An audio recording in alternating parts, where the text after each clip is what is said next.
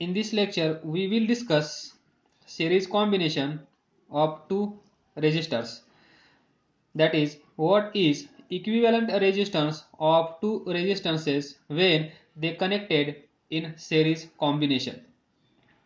समजा हा एक रेजिस्टर आहे, त्याचा रेजिस्टन्स R1, हा दुसरा रेजिस्टर त्याचा रेजिस्टन्स R2.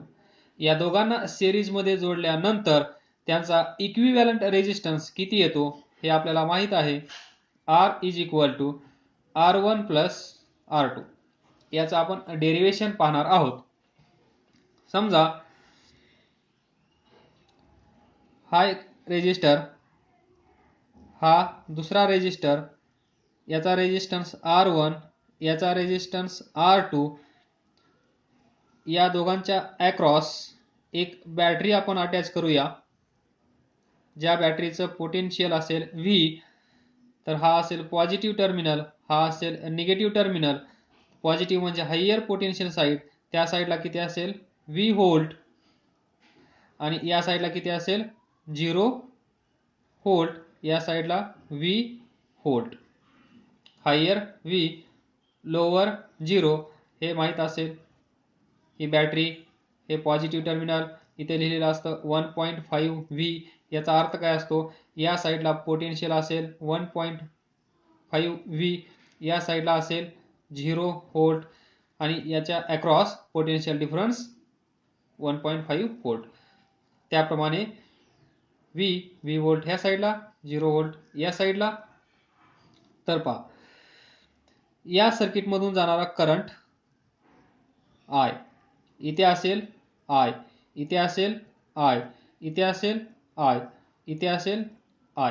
या टोटल सर्किटमधून करंट किती फ्लो होत आहे I. तर पहा, ज्यावेळेस एखाद्या रेजिस्टरमधून करंट फ्लो होत असतो त्यावेळेस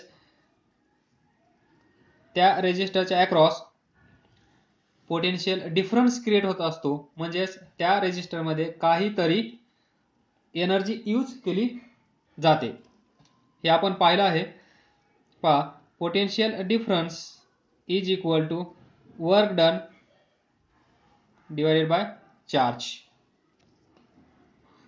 work done per unit charge म्हणजेच हा पीडी काय असतो V.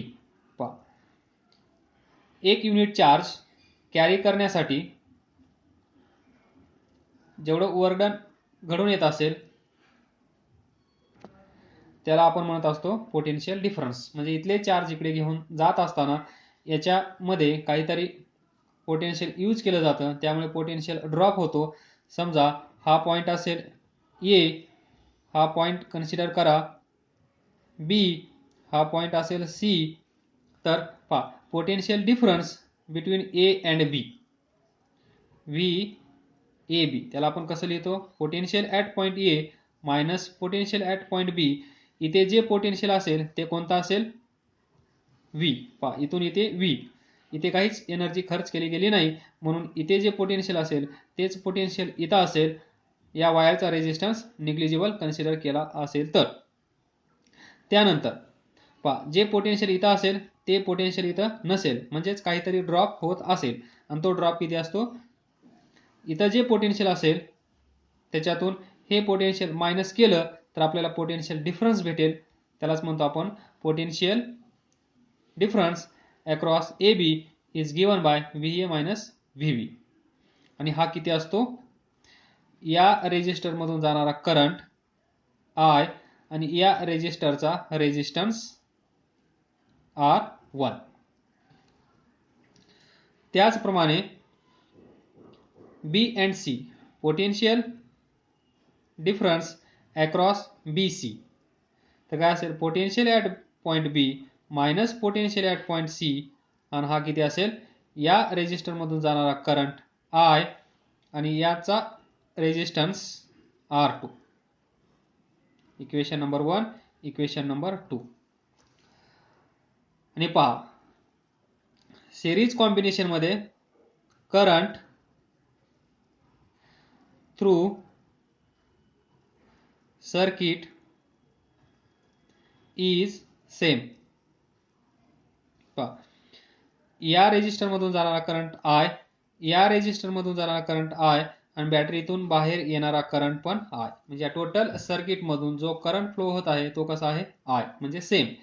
आणि हे लक्षात ठेवायचं आहे, current through circuit is same in series combination. He line लक्षात ठेवायची आहे, खूप महत्वाची आहे. तर पहा, तर आता हे जे पोटेन्शियल आहे या बॅटरीचं, काही पोटेन्शियल इथं यूज केलं गेलं आहे, त्याला आपण म्हणलं पोटेन्शियल डिफरन्स ए बी. काही पोटेन्शियल इथं यूज केलं गेलं आहे, त्याला आपण म्हणलं potential difference across B C. तर इथे यूज केलेलं पोटेन्शियल, इथं यूज केलेलं पोटेन्शियल हे कशाच्या बरोबर असेल, पहा, इथून निघाल्यानंतर व्ही आहे, परत सर्किट कंप्लीट झाल्यानंतर 0 आहे, म्हणजे बॅटरीला 0 व्होल्ट भेटला. बॅटरीने दिला व्ही, पण बॅटरीला भेटला किती, 0. तर इथून निघालेलं व्ही व्होल्ट हे इथं काही यूज केलं गेलं आहे, that is V A B. काही इथं यूज केलं गेलं आहे, that is V B C. मग आपण याला असं लिहू शकतो का, total potential supplied by battery is equal to V A B plus V B C. इथे याच्या अक्रॉस काहीतरी पोटेन्शियल यूज केलं गेलं आहे, त्यामुळेच डिफरन्स क्रिएट झाला आहे, त्याला म्हणतो आपण पोटेन्शियल ड्रॉप. आणि तेच इथं घडलं आहे, त्यामुळे इथं खर्च केलेला पोटेन्शियल, इथं खर्च केलेला पोटेन्शियल हा कशाच्या बरोबर असला पाहिजे, जो प्रोव्हाइड करणारा आहे त्याच्याप्रमाणे. तर पहा, मग व्ही ए बी किती आहे, I R one plus V B C किती आहे, आय आर टू. याच्यातून आय कॉमन घेऊ शकतो आपण, कारण आय सेम आहे. R one plus R two, या साईडला व्ही आहे. बट वी नो दॅट, आपल्याला काय माहित आहे, दिस व्ही इज इक्वल टू काय असेल, ओम्स लॉ नुसार आय आर. म्हणजेच याला आपण म्हणू शकतो आर इक्विव्हॅलंट. या दोघांचा मिळून काहीतरी इक्विव्हॅलंट रेजिस्टन्स तयार झाला असेल, आणि हे दोघं मिळून ठरवणार की या बॅटरीतून करंट किती बाहेर येणार ते. म्हणून या साईडला आपण V is equal to ohm's law use केला. आय सेम असल्यामुळे आय लेटर यूज केला, पण R, V is equal to I R, या आर ची जागा कोणी घेतली आहे, आर इक्विव्हॅलंट. कारण याच्यामध्ये किती रेजिस्टन्स आहे हे आपल्याला माहित नाहीये, त्याला आपण एका कॉमन वर्ड, कॉमन लेटरने लिहित आहोत, दॅट इज आर इक्विव्हॅलंट. हे डिसाईड करायचं आहे अजून की या सर्किटमध्ये किती रेजिस्टन्स आहे, इक्विव्हॅलंट रेजिस्टन्स, आणि तो इक्विव्हॅलंट रेजिस्टन्सच डिसाईड करेल या बॅटरीतून किती करंट ड्रॉ करायचा ते. तर पहा, याला इक्वेशन नंबर 3, याला इक्वेशन नंबर 4. तर compare equation 3 and 4, then we can write IR equivalent is equal to IR1 IR2. तर पहा, I कॅन्सल होईल आणि आपल्याला भेटेल R equivalent is equal to R1 plus R2. जे आपल्याला माहित होतं, सिरीजमध्ये आपण काय करतो, रेजिस्टन्सची सम करतो. 2 असतील तर दोघांची सम, 3 असतील तर तिघांची सम, 4 असतील तर चौघांची सम, आणि n असतील तर त्या सर्वांची सम. तेच भेटलं आपल्याला, R equivalent is equal to R1 plus R2. म्हणजे या सर्किटमध्ये इक्विव्हॅलंट रेजिस्टन्स किती आहे, R1 प्लस R2. म्हणजेच पहा, now current through this circuit, we know that by Ohm's law, V by R. So V is potential or voltage of this battery, V divided by R. तर या R च्या ठिकाणी R1 घ्यायचा की R2 घ्यायचा, हे कन्फ्युजन आपल्याला series combination दूर केलं आहे.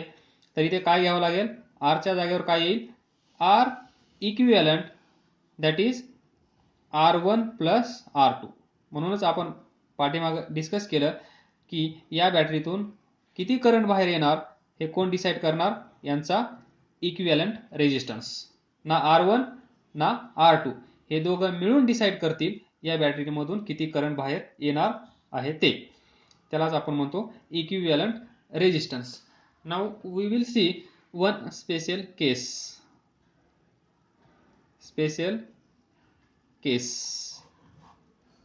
पहा, असे जर n रेजिस्टर्स असतील, हा 2 आहेत, 3 4 5 असे n असतील समजा, R इक्विव्हॅलंट काय असेल मग, R1 plus R2 plus R3 plus dash dash dash dash Rn.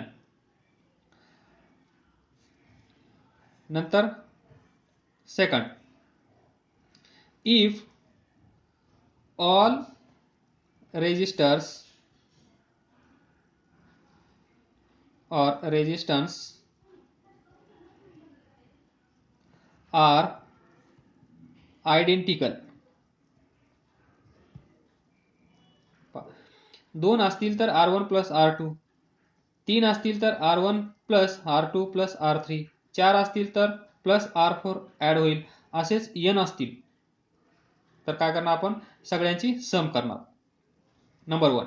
Number 2, if all resistors or resistances are identical, म्हणजेच R1 is equal to R2 is equal to R3 is equal to R4 dash dash dash dash is equal to Rn. जेवढे आहेत तेवढ्या रेजिस्टरची value जर same असेल, म्हणजे हा 2 ओहमचा असेल तर हा पण 2 आणि सर्व 2 ओहमचे, 4 चा असेल तर सर्व 4 चे, दॅट इज आयडेंटिकल. 4 असतील तर 4, 5 असतील तर 5. या केसमध्ये R इक्विव्हॅलंट काय असेल, n times R, where n is number of resistors. 10 असतील 10 इंटू एकाची व्हॅल्यू, 50 असतील 50 इंटू एकाची व्हॅल्यू, आणि ते असेल आपलं इक्विव्हॅलंट रेजिस्टन्स. समजा 10 चे 10 आहेत, 10 ओहम 10 ओहम असे किती आहेत, 10, म्हणजे यांची व्हॅल्यू किती आली, 10. तर यांची सम केली तर काय भेटेल तुम्हाला, 10 प्लस 10 प्लस 10 प्लस 10 टाइम्स काय भेटेल, 100.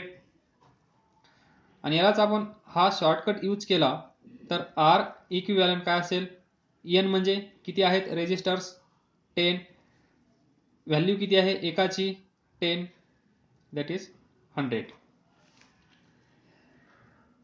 तुम्ही हुशार आहात, हे डिस्कशन तुम्हाला माहीत असेल, जर हे आयडेंटिकल असतील तर काय होईल, but we have to discuss.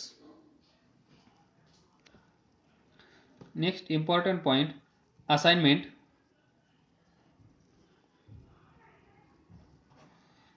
सर्वांनी कंप्लीट करायचे आहे. आपण या डेरिव्हेशनमध्ये R1 आणि R2 कन्सिडर केला आहे.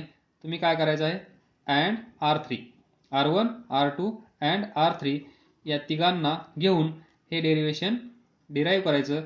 त्याचं आन्सर असेल R equivalent R1 plus R2 plus R3.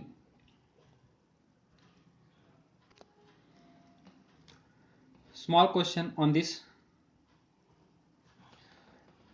एक सर्किट आहे, त्या सर्किटमध्ये 4 रेजिस्टर्स आहेत. किती, 4 रेजिस्टर्स. आणि पहिल्याची रेजिस्टन्स आहे 1, दुसऱ्याचा आहे 2, तिसऱ्याचा आहे 3 आणि चौथ्याचा आहे 4. 1 ओहम, 2 ओहम, 3 ओहम, 4 ओहम असे किती आहेत, 4. तर फाइंड इक्विव्हॅलंट रेजिस्टन्स. तर काय असेल, R equivalent and they are condition provided, they are connected in series, त्याच्याशिवाय आपण ॲड करू शकणार नाही. तर सिरीजमध्ये आर इक्विव्हॅलंट काय असतो, जेवढे रेजिस्टर्स आहेत तेवढे, याला समजा R1, याला R2, याला R3, याला R4, म्हणजे R1 plus R2 plus R3 plus R4, 1 plus 2 plus 3 plus 4 is equal to 7, 9, 10 R equivalent. This is equivalent resistance of this small question. Now I will give you some more basic numericals. You solve and practice it.